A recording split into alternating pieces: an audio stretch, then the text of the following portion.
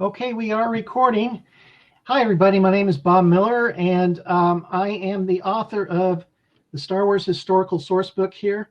And it's been my honor to at Forcefest. So, welcome to Forcefest. First of all, also to let you all know that they are raising money for the Make a Wish Foundation. So, vocal. They will match your donations at 33%. If you go to the upper right corner of your screen there, you see a V with a diamond over it. And if you click on that, don't know how precisely that works, but take a look at the chat box there. Chase will have the links and the necessary information for that. Now, so you're here for Craig Miller, and you know that he's director of fan relations for the Star Wars fan club, or rather for Lucasfilm, and he founded the Star Wars fan club from 1977 all the way to mid 1980. So you know he was Lucasfilm's liaison between them and the fans who love Star Wars, and so he continued to publicize Star Wars. He was the voice of Lucasfilm for the fans and interacted with both the company and us. For me personally, I was in Texas at the time, and it's like, we didn't have the internet, but where were we going to get our information from an official studio source? Well, it was the newsletter of the official Star Wars fan club, and all those issues were created and written and edited by Craig Miller. He is our unsung hero for keeping us all in the loop for the developments of Star Wars as it came to pass all the way up to The Empire Strikes Back. Now, after Craig left Lucasfilm, he continued to do promotions for films such as The Dark Crystal. And later in his career, he delved into animation as a writer. And he's like the co-creator of Pocket Dragons, or rather Pocket Dragon Adventures. He's written for Curious George, The Bionic Six, Real Ghostbusters, Dinosaurs, and Godzilla the series for Sony. So Craig is very well versed in show business, and right now he's going to tell us about his time at Lucasfilm, and also to promote his new book. This is called Star Wars Memories, and you can get this on Amazon right now. I highly recommend this. Remember, Craig is an insider. He was there. He has all the behind the scenes information at his time at Lucasfilm during these two pivotal movies. So I highly recommend the book. And without further ado, we shall go on with Craig. Craig, it's your time. Thank you, Bob. Yeah, as Bob said, my title was Director of Fan Relations for Lucasfilm.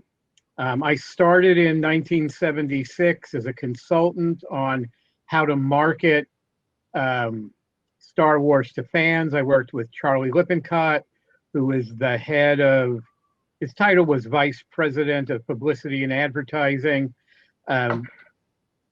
And he came up with the idea of marketing directly to fans, but he wasn't a fan, so didn't really know exactly how. And I was a consultant to him on that. And then once Star Wars came out, I was brought on full time. And I stayed there through 1980 and the release of Empire. I was a publicist primarily. I handled I created the fan club. I did all the convention presentations, worked with fans in general, but also did general publicity, was producer for Lucasfilm on things like episodes of Sesame Street with R2 and 3PO, some award shows, commercials like the infamous Underoos commercials. And anyway, my book is all stories about the making of Star Wars and Empire, particularly with how it related to fans during my time there. It's all stories you haven't heard before, and it's all stuff that I was directly involved with or party to. Or there's one story, for example, that both Mark and Harrison told me how this had happened. It was about them and George during the looping of Star Wars. Anyway, that's what it's about, and I'm going to be showing you a bunch of photos and um, talking about it, some of the stuff that's in the book. Bob's going to be there as host. Unfortunately, because it's PowerPoint, I will be off camera, and while I can hear Bob, I won't be able to see the chat. So he'll be bringing up any questions. So I'm going to go get PowerPoint working, and I'll keep an eye on questions. oh, I got to get back and hit share screen.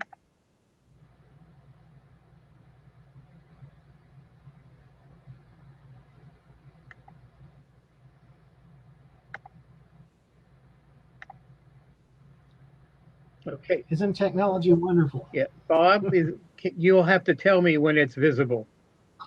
Yes, it is visible. You're on. Okay. This is a presentation I originally put together for the Visit Hoth convention in Finse, Norway, which was where we shot the exteriors of Empire Strikes Back, about all of this. The promotion started in 1976, first with Charlie Lippincott coming to the WesternCon, the Western Regional Science Fiction Convention in LA, July 4th weekend, and doing a presentation. Then in San Diego for Comic Con, Charlie did it with Roy Thomas and Howard Chaykin, who were doing the comic book. Back in the 70s, science fiction was not popular for movies. It was thought of as being for little kids. And even comic book fans he knew would be less interested in a movie that, or hearing about a movie from some guy they never heard of. But with Roy and Howard there, who were big names in comics, that got a good size audience. And they did a slideshow. Roy and Howard talked about making the comics. Charlie talked about the movie. You can see on the screen on the left the poster Howard did, the art for the poster. This is it here. It was the first poster released for Star Wars. And you could buy them at early conventions for $1.75. And while a bunch of people did, few people kept them. And it's now one of the most expensive, most valuable posters on the collector market. And down at the bottom, it says poster number 1, because it was supposed to be a series of them, but there never were. Then the World Science Fiction Convention a few weeks later was in Kansas City.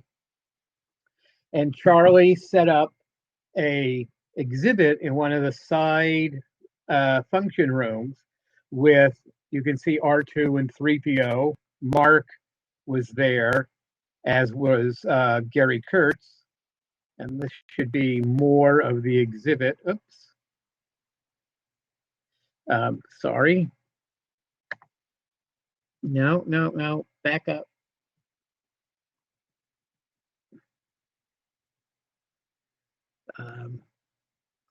I'm sorry, I don't know how to back up. So let's just, the exhibit was all McQuarrie paintings, photos from the set, costumes, and props. And Gary Kurtz was afraid people would steal them. Even though Star Wars wasn't a big movie yet, they were still kind of cool looking. So he put up signs that said replicas, but they were actually originals because we didn't have any money to manufacture replicas for display. And there was a program item with Gary and Mark and Charlie talking about the movie. And as with all of the presentations that were done that early, people came in thinking, well, they were really skeptical about there being a good science fiction movie. And they left all the programs thinking, wow, this looks great. I wonder if they can actually pull it off. And thankfully, they were able to. Marketing continued with all the same publicity outlets that you would normally do beyond going to science fiction conventions and targeting fans. And fortunately, um, the people at Time magazine fell in love with Star Wars. And Star Wars was supposed to be the cover story for the issue of Time magazine that hit the stands just before the movie opened. Unfortunately for Star Wars, Menachem Begin, in an upset, won the prime ministership of Israel, knocking out a party who'd been in control for like 20 years. So he ended up on the cover, but you can see up in the upper right that snipe that says inside the year's best movie. And it was an 8-page pictorial and article about Star Wars. And the publicity for Star Wars, especially with fans, is what got early audiences to Star Wars. People back in the 70s did not stand in long lines for movies. You might show up an hour early and wait, but there was nothing like today where people are in line for days or a week for a big movie. The fact that people stood in line for Star Wars for hours, that they'd come for the noon show and wait in line until the 6 o'clock show when they could get in, got additional publicity for the movie. Newspapers and local news stations covered, oh my God, people were standing in line for this movie for 3 hours, for 4 hours. And that those articles got people who wouldn't have gone to see Star Wars go, wow, there must be something to this movie. I'm going to go see it. And so that was all part of what got people to go see Star Wars. I'm jumping ahead. We only have a limited amount of time, but we did a lot of stuff in the between times on Star Wars marketing to keep people interested and excited about Star Wars, like the holiday special, for example. Everyone knows about that. Um, we had hoped it would come out better than it did, but what people don't remember, and most of you are too young to remember, is variety specials were a big standard thing on broadcast television back then. All the networks did them. They were typically Easter specials or Christmas specials or tied around some big star like Bob Hope. And they were all structured more or less like the Star Wars Holiday Special in that they were variety shows. In fact, Star Wars Holiday Special had more story than most of them. And they were all done to promote the stars who were appearing on all the different shows on the network, which is why those are the cast members on the holiday special.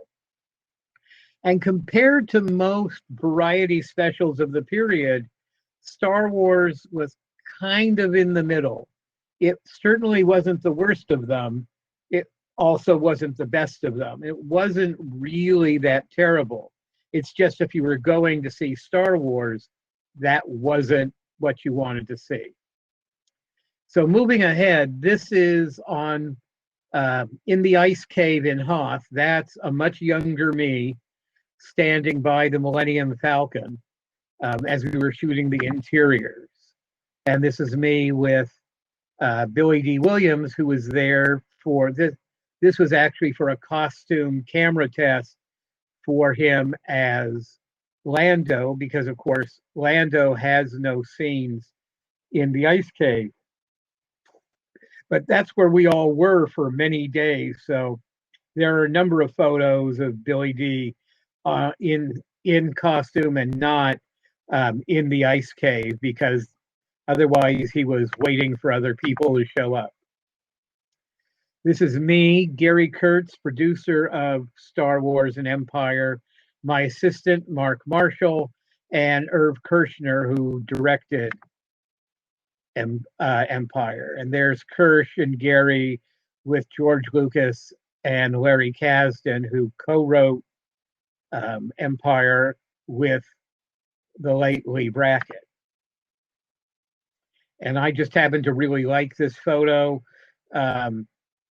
because, among other things, of the way Kirsch signed it. We started shooting Empire in Norway, up in Finse, and which was a tiny, tiny area that was basically a ski resort. You could only get there by train. You literally could not drive there. It was up in the mountains. It was completely snowed in the winter, but there was a hotel there, and the train stopped in front of the hotel, like 40 feet from the front door, and out the back door was where we shot some of it. Did you have something, Bob? No. Okay. No, I don't. Okay.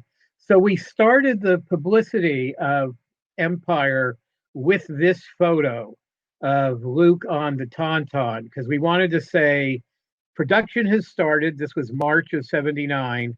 And we wanted to suggest that there was a new planet and new alien creatures. I actually wanted to use this photo, which showed Luke and more of the Tauntaun, because to me, the photo on the left looks like we put ram's horns on a camel, but the photo on the right was a much more alien creature. But George really didn't want, he thought the photo on the right gave away too much. And he was very protective of the secrets of Empire. So at first, we just released the photo on the left, but eventually we did also release the photo on the right because, as you can see, everyone loves Tauntauns. And of course, that's Irv Kirchner in the ice cave. And this is me in Gary Kurtz's office, one end of Gary Kurtz's office at Elstree Studios. On the wall, you can see some of the commercial wallpaper, some photostats of the first batch of Star Wars comic strips, a number of merchandising items around, and I'm in there sorting slides. When I came home from Elstree after 5 weeks, I literally hand carried 10 satchels filled with 10,000 color slides because you can't ship them and you can't check them as luggage because you don't want anything to happen to them. They're originals, one of the kind. It's not like photos where you can print them. So back then you could carry a lot more hand luggage, and I had 10 satchels. And in the book, we talk about what happened when Customs saw me with all that luggage coming home. And the first actual story beyond the release of Hey, We're Shooting Again was this piece I set up with Starlog. This was in, I think, the December '79 issue of Starlog. And they'd worked with us and been very good to Star Wars all along. And we really wanted to do something for them. So they got, you can see 2 photos inside the ice cave, which was the first place they'd appeared. And they were the first photos other than Luke on the Tauntaun. The article was much too early for us to release any actual information. So what the article is here's a list of all the different rumors that the editors of Starlog had heard about what would be in The Empire Strikes Back. Now, actually, I wrote the article, but one of the editors put his name on it, and they ran the article. And I showed it to George when it was still in draft form, but it was already at Starlog. And he said, "This is great, add more rumors." I told him I'd already written all the rumors.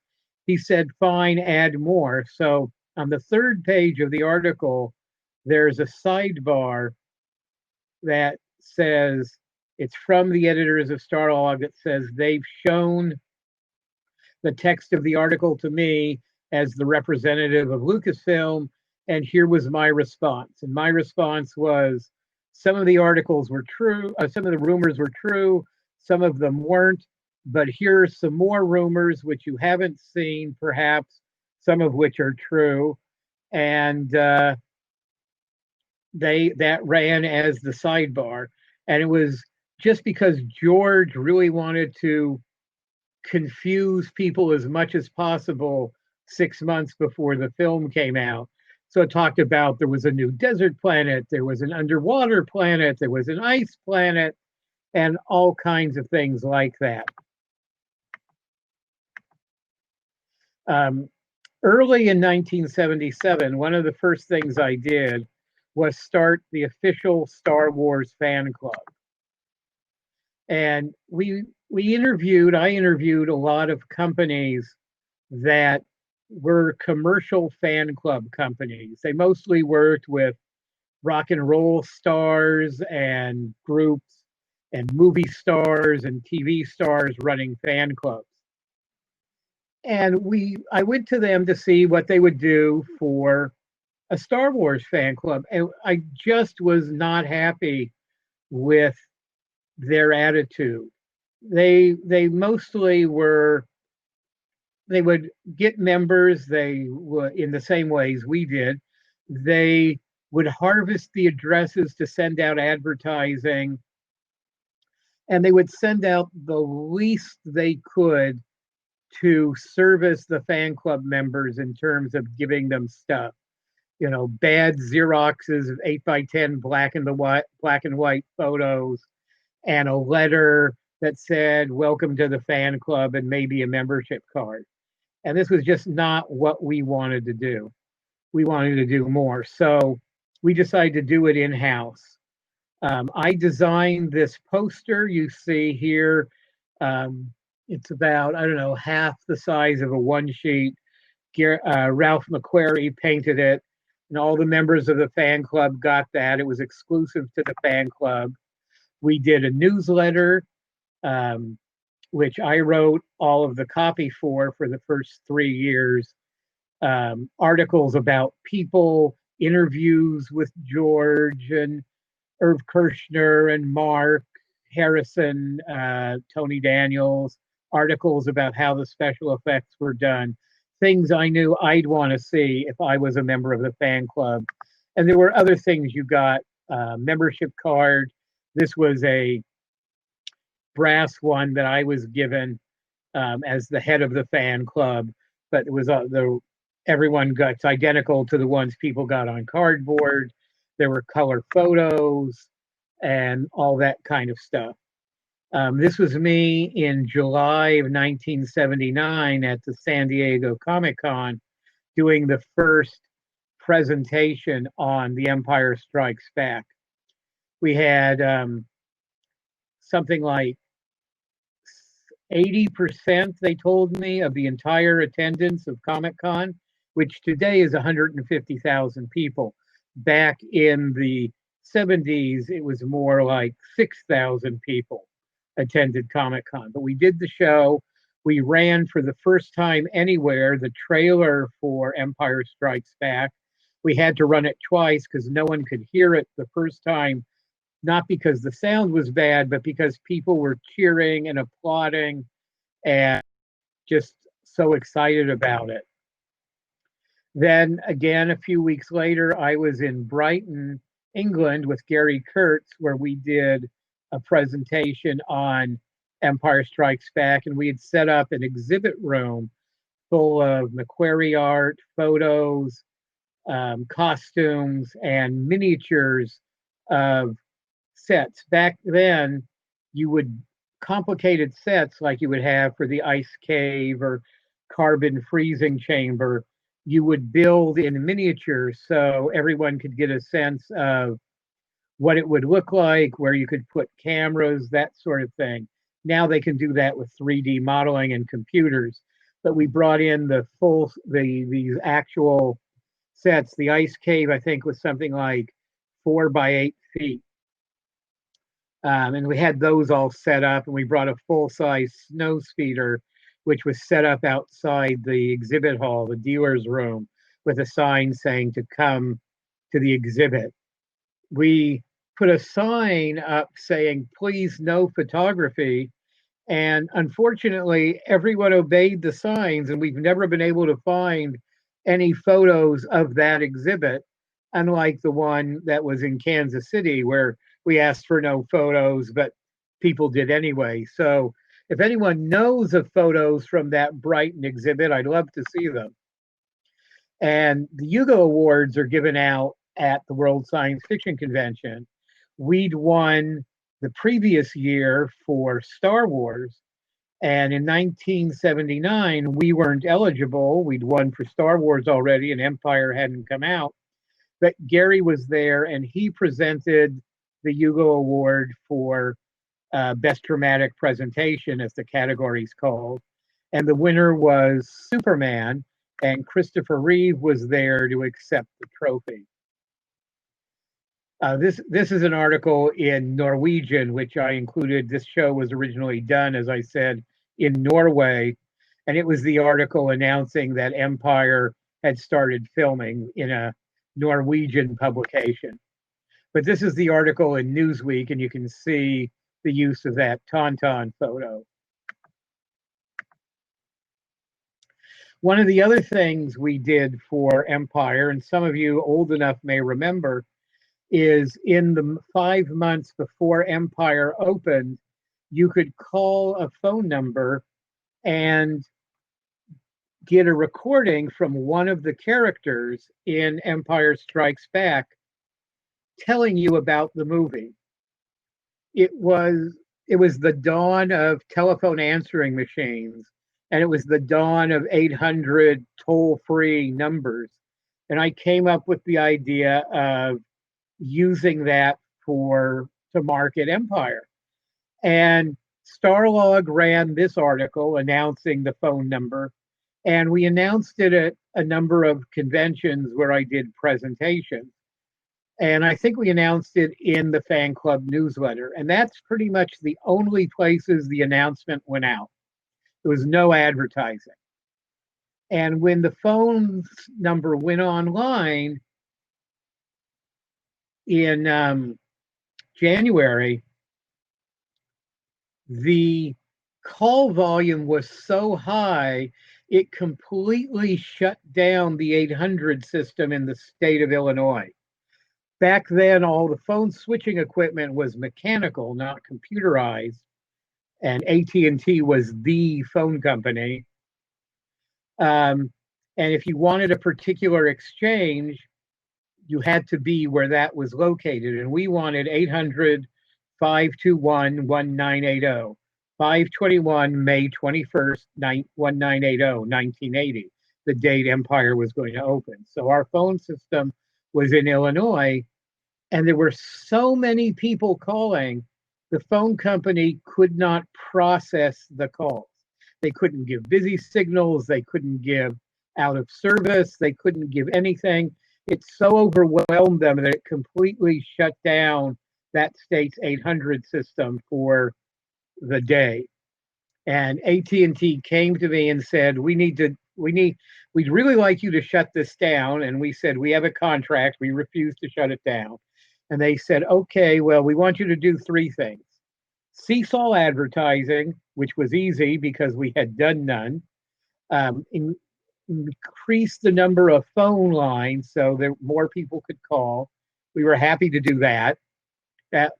And to issue an apology because this had happened, because AT&T didn't want the blame from their other customers that their equipment had failed. They wanted us to apologize.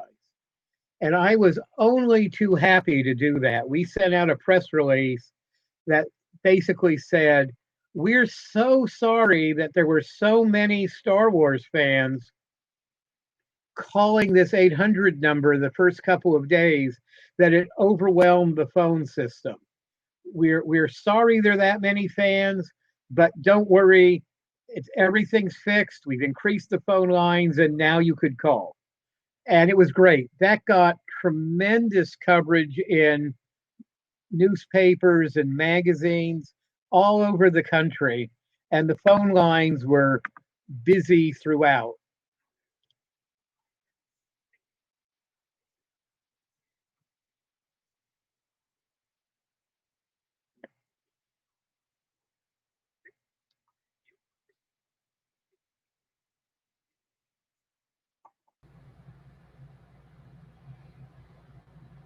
Are we going to hear Anthony Daniels?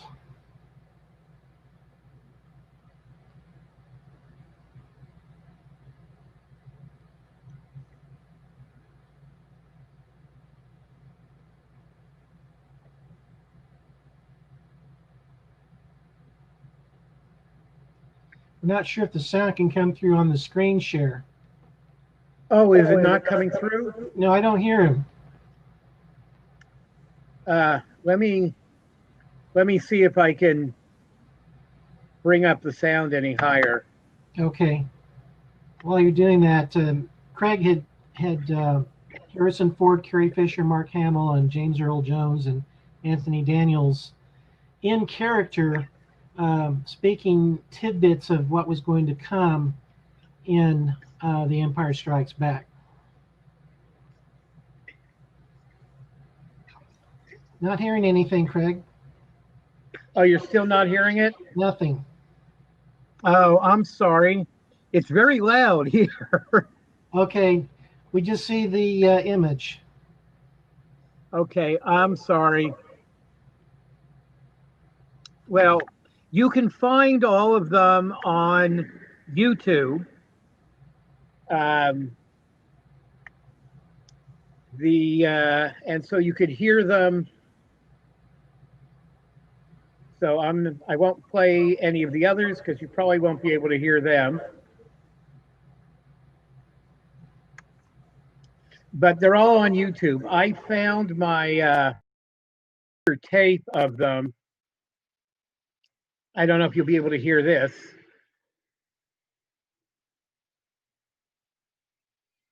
Sound. Okay, well, this is only 30 seconds, so we'll just let it play.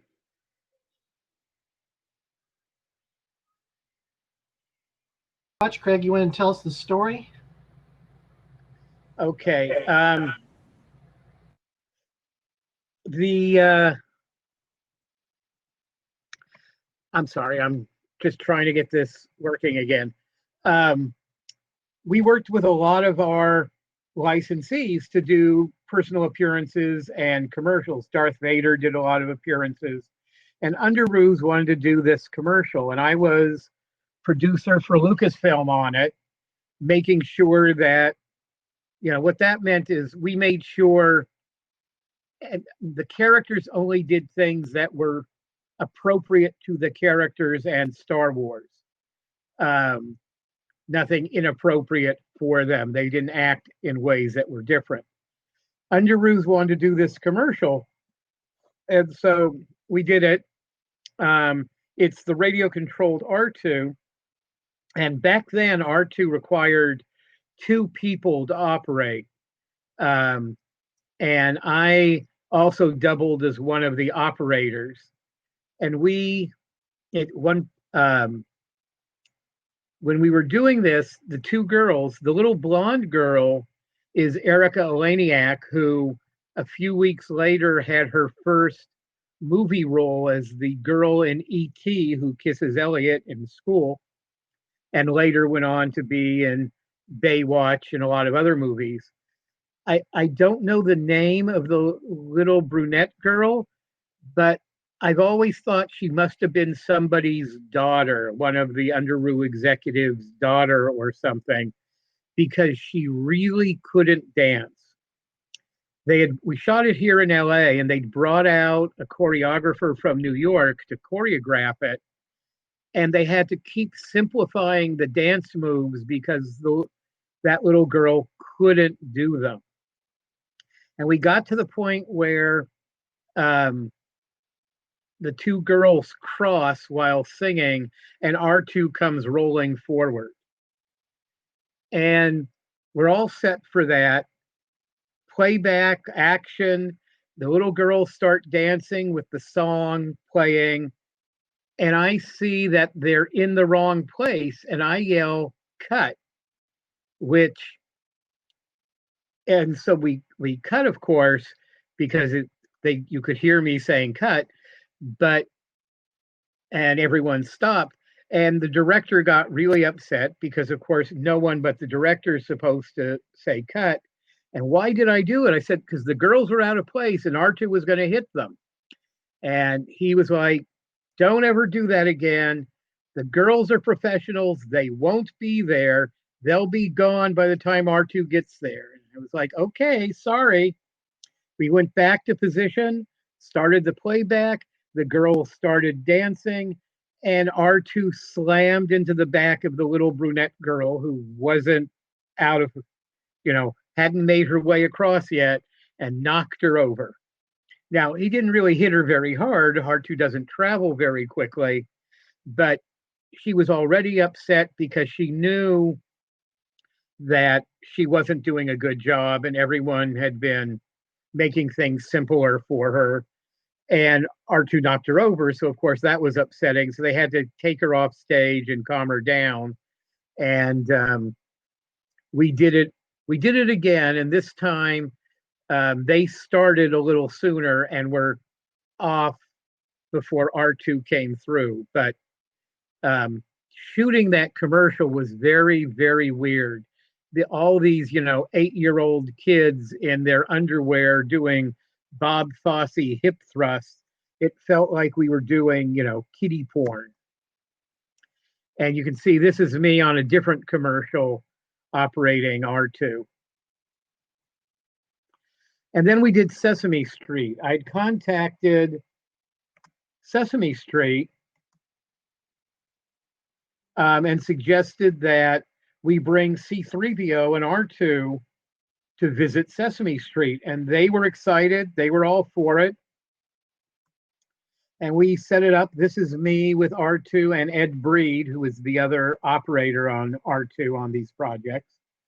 And they've sent me scripts to approve. And one of them I had to disapprove because they wanted R2 to sing the alphabet song, A, B, C, D, that one.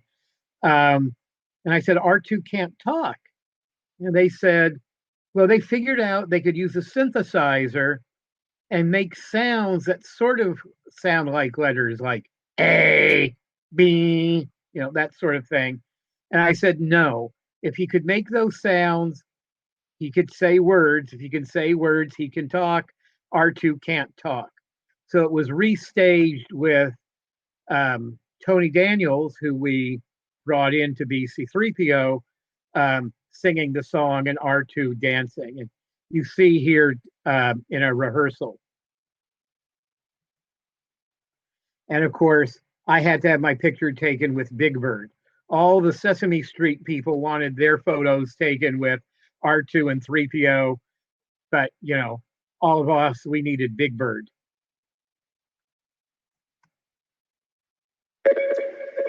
Well, you're not going to be able to hear that. So those are segments from Sesame Street. We did 5 segments. I'm sorry? If you hear some sound, give it a try. Oh, well, okay. Again, I don't know how to back this up from this application. There we go. We'll give it a try.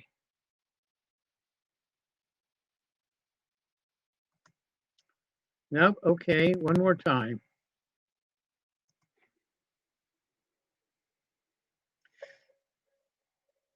This is rough video, so it's not full color. It's not edited, but it'll give you a sense of it. And again, you can find all of these on YouTube.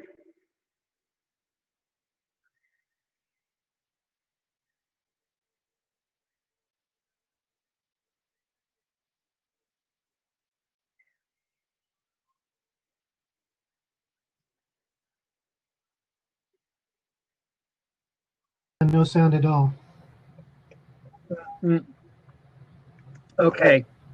Again, they're all on YouTube. You can see them there. For Empire, this time we actually got the cover of Time magazine.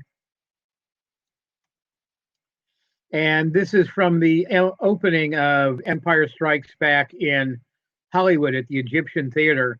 That's me, one of my fellow publicists, Shelley Bobrick niece, Ashley Boone, who was our distribution consultant, and his assistant, whose name I have unfortunately forgotten. But there were people lined up literally for 3 days in front of the Egyptian Theater. And this was the first time ever people had lined up for days in advance for a movie. I happened to drive by the Egyptian Theater on my way to work at Lucasfilm one day, and I saw people standing there in a line. And I'm going, it's way too early for anyone to be in line for a movie. And we had the big signs for Empire up. And so I stopped and went to see what it was about. And I walked over. There were like 5, 6 people in line at that point, 3 days in advance. And I said to them, "Hi, I'm from Lucasfilm," and I gave them my card, and I said, "You know, what are you here for?" And they said they wanted to be the first to see Empire. And I said that was great, and I talked to them for a while. And then I told them I was going to see about having some reporters come and interview them about being in line so early. And so I left. I went back to the office. I told people, I called some reporters, and they were going to be coming out later that day. And then I got a call from the young woman who was the first one in line. Some of you may know who she is. Her name is Terry Harden. She was a fan then. She's since gone on to a career as a designer. She worked for Disney Imagineering. She has a podcast. But anyway, it was Terry. The manager of the theater had come out to tell them they had to leave. He didn't want them loitering at his theater. And I told them not to worry, I'd take care of it. And I called the manager and told him who I was. Um, Not that I was so important, but identifying myself for, you know, purposes of explanation. And I told them that they were in line, we wanted them there, and we were having press come out. And this was his little fiefdom. He did not care. He was in charge. They were cluttering up the forecourt of the Egyptian. The Egyptian theater back then was a big single theater, like the Chinese, and had a big courtyard in front. And I was like, and I told him, don't do anything. I'm going to call your management. And the Egyptian was part of Man Theaters. And I called the regional vice president of Man Theaters, explained everything to him. And he called the manager of the theater and told him to be quiet and leave the people alone.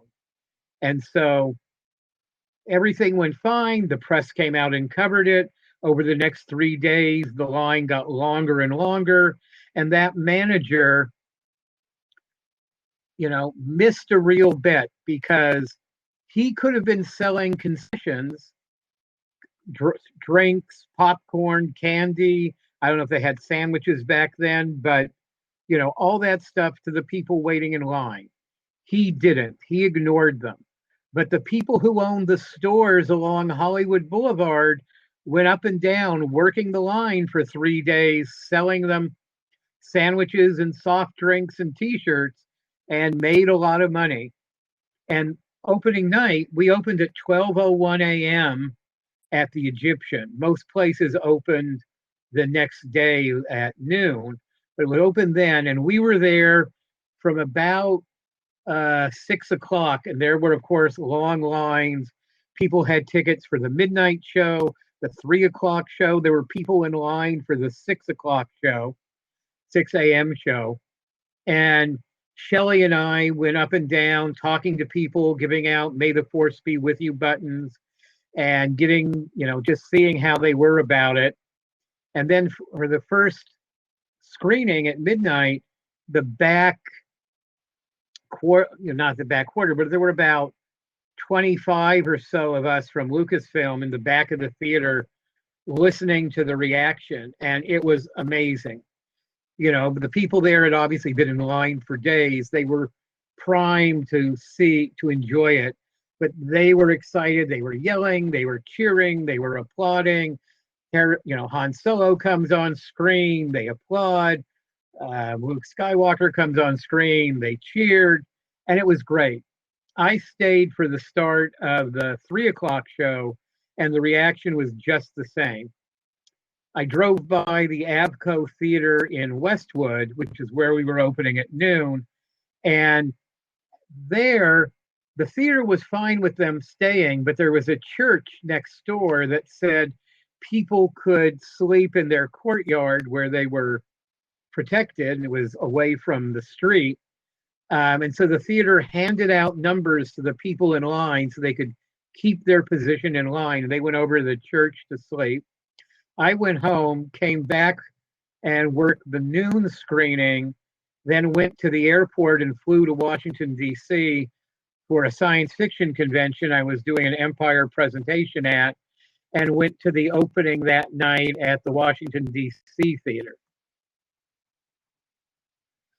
This was a few weeks earlier at the company party, the Lucasfilm party for Empire Strikes Back. We had screened it at a theater in Westwood, and we had a party at a nearby restaurant. And this is me talking to George after the screening. And this is my favorite Empire Strikes Back poster. I've got it here in my office. We call it the Gone with the Wind poster because it sort of mimics the poster for Gone with the Wind. And this is an Easter egg in Empire that I had thought everyone knew about, but I was told as of a few years ago that actually most people didn't. It was something that the effects guys did to amuse themselves during it's the asteroid chase, where the TIE fighters are chasing the Millennium Falcon. And here, this is 18 frames, so like half a second.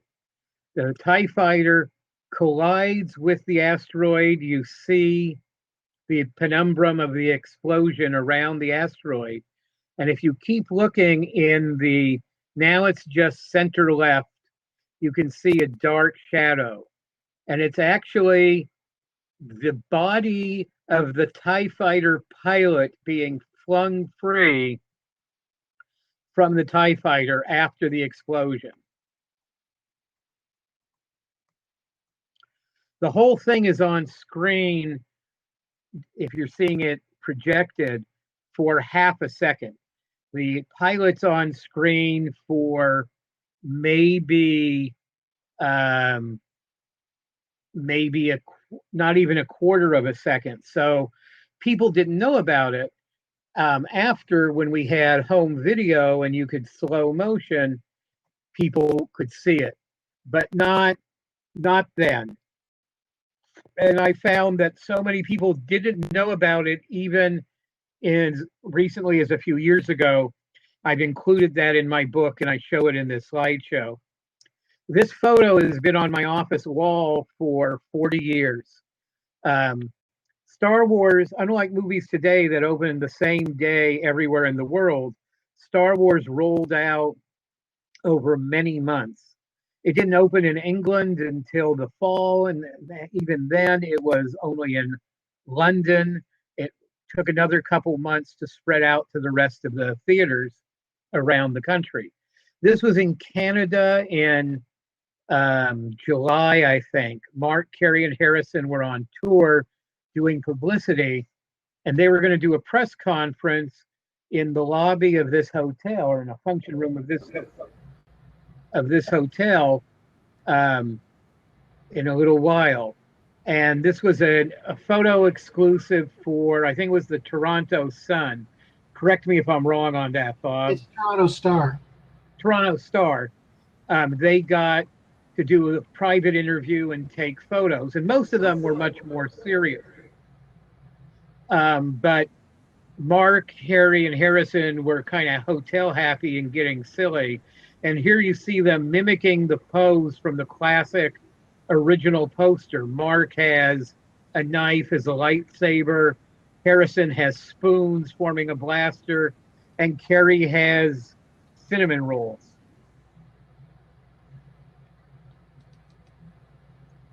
And Lucasfilm has been very good to keep me involved somewhat, at least. I don't work for Lucasfilm. I'm not involved, but they've been inviting me to premieres of the movies in the recent years, and that's just me at some of the premieres. Oh, and this, I like to show off. It's something very silly.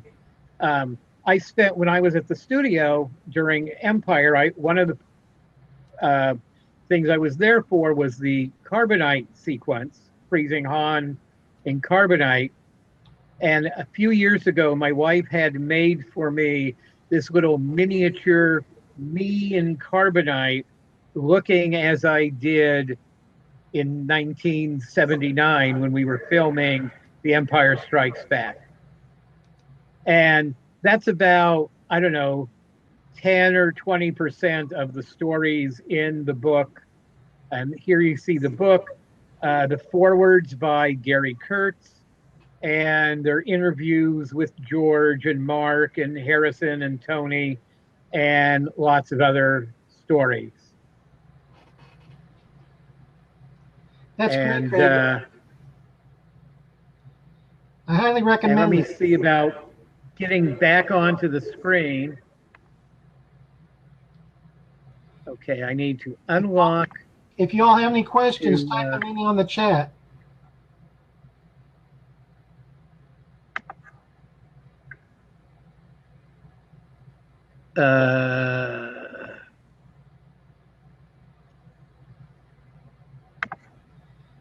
Craig, is there any way we can get autographed copies at this point?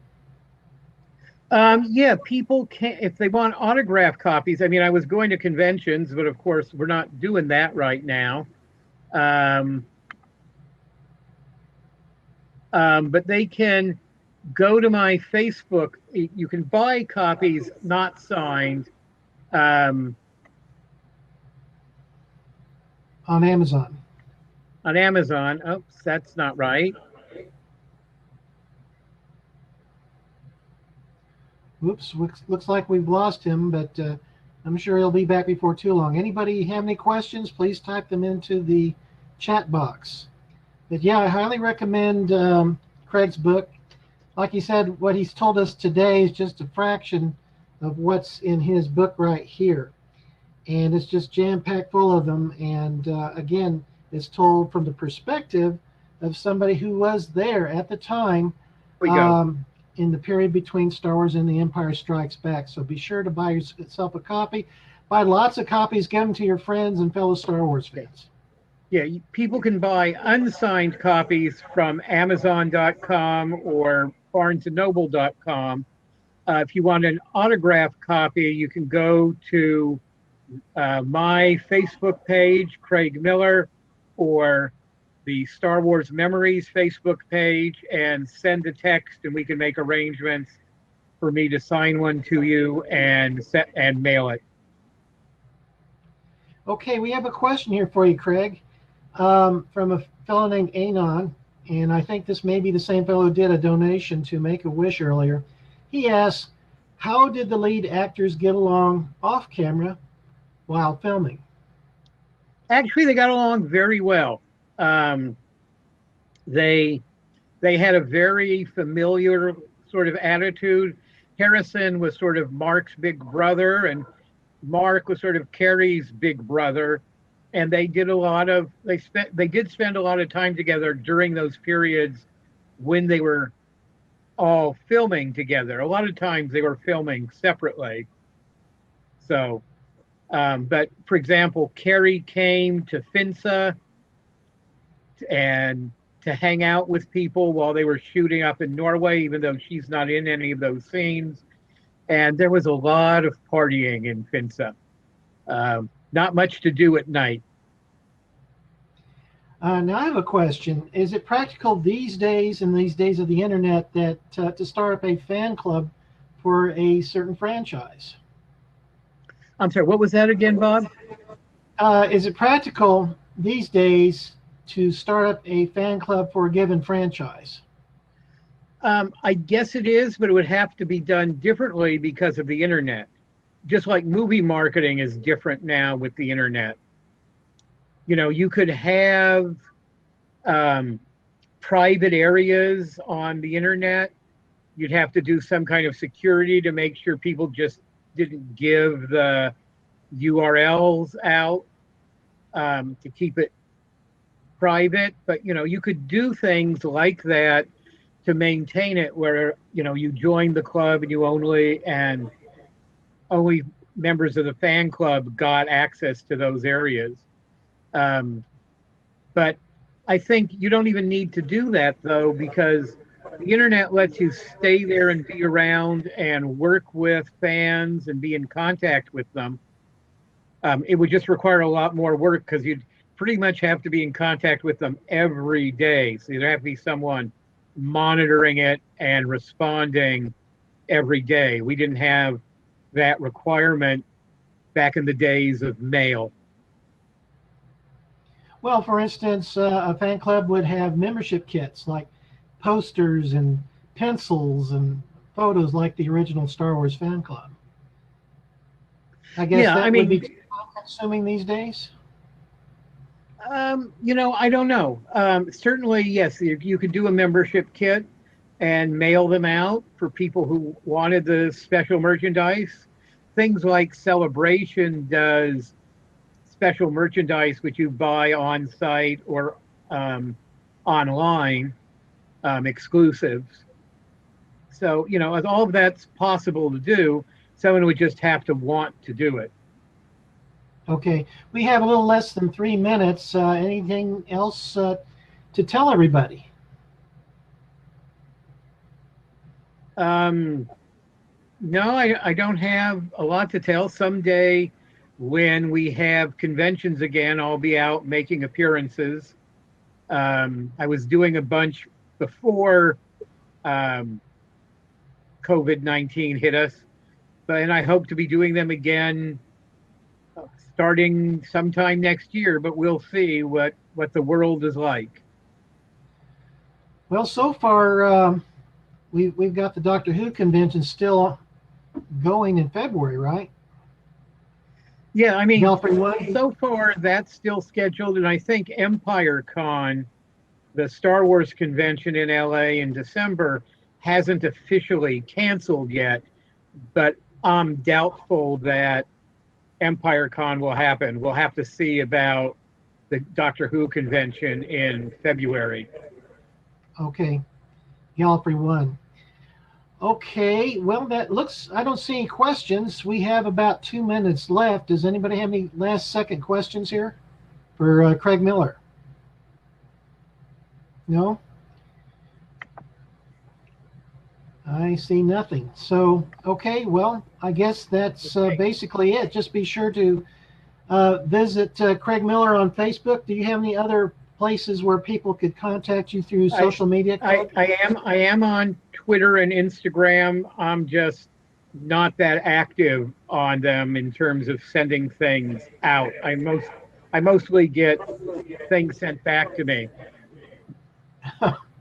Okay.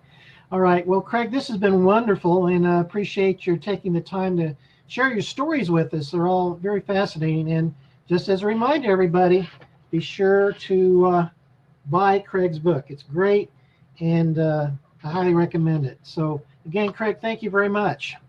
Thank you, Bob. Thank you all for listening.